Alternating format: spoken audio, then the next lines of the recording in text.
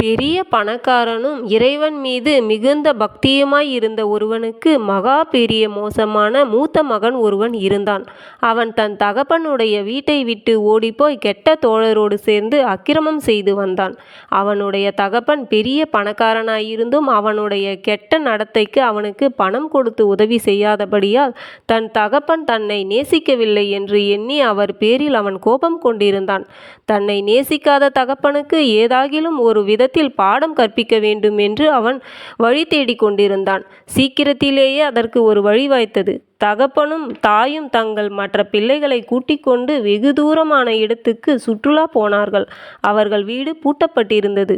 இதுதான் நல்ல சமயம், வீட்டிற்குள் புகுந்து பணப்பெட்டியை உடைத்துவிட்டால் தனக்கு நல்ல வேட்டை வாய்க்கலாம் என்று எண்ணி அதற்கு வேண்டிய தகுந்த ஆயுதங்களோடு போய் அவன் வீட்டுக்குள் புகுந்தான்.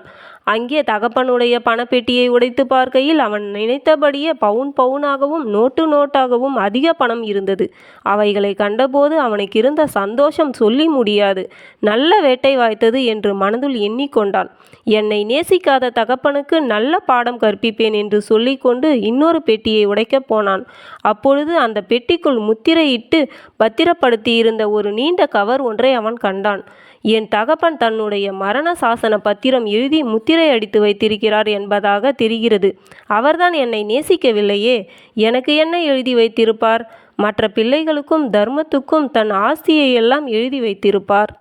நான் அதை திறந்து படிக்கப் போகிறேன். அப்படி மட்டும் நான் நினைத்தபடி அதில் ஏதாவது எழுதப்பட்டிருந்தது, பத்திரத்தை சுட்டெரித்துவிட்டு பணத்தையெல்லாம் கொண்டு போய் விடுவேன் என்று சொல்லி அதை திறந்தான்.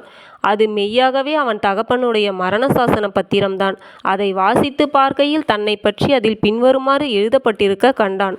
என் மூத்த குமாரன் என்னை விட்டு பிரிந்து போய் கெட்ட தோழரோடு சேர்ந்து அக்கிரமாய் வாழ்ந்து வருகிறான். நானும் அவன் தாயும் அவனை சற்றாகிலும் நேசிக்கிறதில்லை என்பதாக அவன் எண்ணி கொண்டிருக்கிறான். நானும் அவன் தாயும் எவ்வளவு உருக்கமாய் அவனை நேசிக்கிறோம் என்பதை அவன் அறியவில்லை. என்னுடைய ஆஸ்தியில் தேச சட்டப்படி மூத்த மகனுக்குரிய பாகம் முழுவதையும் அவனுக்கே கொடுத்து விடுகிறேன். என் காலத்துக்கு பிற்பாடு என் மற்ற பிள்ளைகளுக்கும் என் மனைவிக்கும் சேர வேண்டிய பாகங்கள் போக மீதி ஆஸ்தி முழுவதும் குடும்ப வீடும் என் மூத்த மகனுக்கே உரியதாகும் என்று எழுதி அதோடு மூத்த மகனுக்கு சேர வேண்டிய பணம், சொத்தின் விபரம் முதலாவது எழுதி பின்பு மற்றவர்களுக்குரிய பாகங்கள் அதிலே எழுதப்பட்டிருந்தது. இவற்றையெல்லாம் அவன் வாசித்து பார்க்கவே அடக்க முடியாத மகா பெரிய துயரம் அவனுக்குள் உண்டாகிவிட்டது. என் தகப்பன் இந்த அளவாய் என்னை நேசித்து வருகிறார். என்னை நேசிக்கிற என் தகப்பனுக்கு எவ்வளவு பெரிய துரோகம் செய்திருக்கிறேன். ஐயோ, என்னை போன்ற பாதகன் இந்த உலகிலே இல்லை என்று சொல்லி அவன் அந்த அறையில் கீழே விழுந்து உருண்டு உருண்டு அழுதான். நெடுநேரம் அழுத பின்பு அவன் எழுந்து தான் வாரி கட்டின பவுன்களையும் நோட்டுகளையும் திரும்ப பணப்பெட்டிக்குள் போட்டு பூட்டினான். இவைகளை விட எத்தனையோ மடங்கு அதிகமாய் என் தகப்பன் எனக்கு எழுதி வைத்திருக்கிறாரே, இந்த மகா அற்பமான தொகை எனக்கு என்னத்துக்கு என்று அவன் எண்ணினான். பின்பு அவன் புறப்பட்டு தன் தகப்பன் தங்கியிருந்த ஊருக்கு போய் அவர் காலிலே விழுந்து மன்னிப்பு கேட்டு கொண்டான். உமது மூத்த மகன் இதோ திரும்பி வந்தேன். நான் உம்மை விட்டு போய் உமக்கு விரோதமாகவும் உமக்கு முன்பாகவும் பாவம் செய்தேன். என் தகப்பனே, நான் செய்த கடைசி பாதகம் என்னவென்று தெரியுமா என்று ஆரம்பித்து தான் வீட்டிற்குள் போய் பணப்பெட்டியை உடைத்த விவரம் முழுவதையும் சொல்லி, தகப்பனே, நான் உமது மரண சாசன பத்திரத்தை உடைத்து பார்த்தபோதுதான் நீர் எவ்வளவாய் என்னை நேசிக்கிறீர் என்பதை கண்டறிந்தேன். இவ்வளவாய் என்னை நேசித்த உமக்கு நான் பெரிய துரோகியாய் வாழ்ந்தேன். என் தகப்பனே, நீர் என்னை மன்னியும் என்று கெஞ்சினான். அவன் தன் தகப்பனுடைய பணப்பெட்டியை உடைத்து அவன் தகப்பனுடைய மரண சாசன பத்திரத்தில் விளங்கிய ஆச்சரியமான அன்பை கண்டதிலிருந்து அவன் தன் தகப்பனுக்கும் பிரியமான மகனானான். பிறகு அவர் குடும்பத்துடன் சேர்ந்து மிகவும் சந்தோஷமாக வாழ ஆரம்பித்து விட்டான்.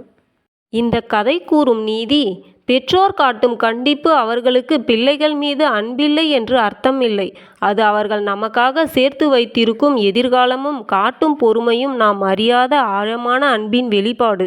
சொத்துக்காகவும் பணத்துக்காகவும் திருடச் சென்ற மகன் தன் தந்தையின் உயிலில் இருந்த அன்பை கண்டதும் அந்த பணத்தையே அற்பமானது என தூக்கி எறிந்தான். மனித உறவுகளுக்கு முன்னால் செல்வம் மிகச் சிறியது. தவறு செய்வது மனித இயல்பு. ஆனால் செய்த தவறை உணர்ந்து ஆணவத்தை கைவிட்டு மன்னிப்பு கோருவது ஒருவனை உயர்ந்த மனிதனாக மாற்றுகிறது. நன்றி.